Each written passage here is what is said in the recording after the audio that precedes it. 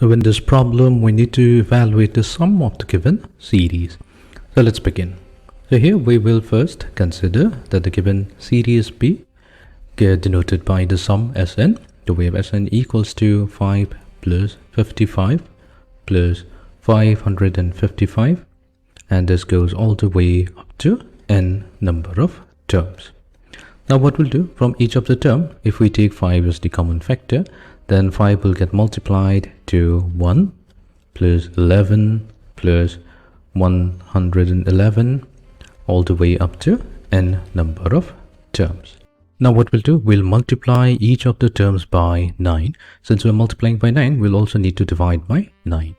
We have 9 plus 99 plus 999. This goes all the way up to the nth term, which will be equals to 5 divided by 9.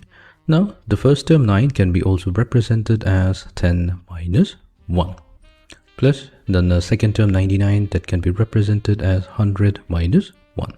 Our third term, which is 999, so that's 1000 minus 1, plus all the way up to the n number of terms. Now we have 5 over 9 multiplied to, so we can combine the first term of each of the terms. So we have 10 plus 100, so 100 is actually 10 squared. Then our third term, which is 1000, that's actually 10 cubed. This goes up to the n number of terms.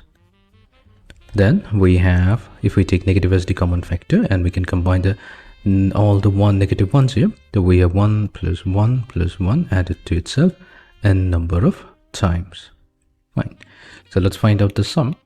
So this will be Sn equals to 5 divided by 9 whole multiplied to, so this is our geometric series. So here the first term a, that's 10. The common ratio r is given by the second term divided by the first term, which will be equals to 10. And we can use the formula for finding out the sum up to n terms, which will be a times r raised to the power of n minus 1 divided by r minus 1. That means in our case, we have our first term, which is 10. So 10 will be multiplied to 10 raised to the power of n minus 1 divided by r minus 1. So that's 10 minus 1, giving us 9. Minus, so here 1 is added to itself n number of times. So we have 1 times n.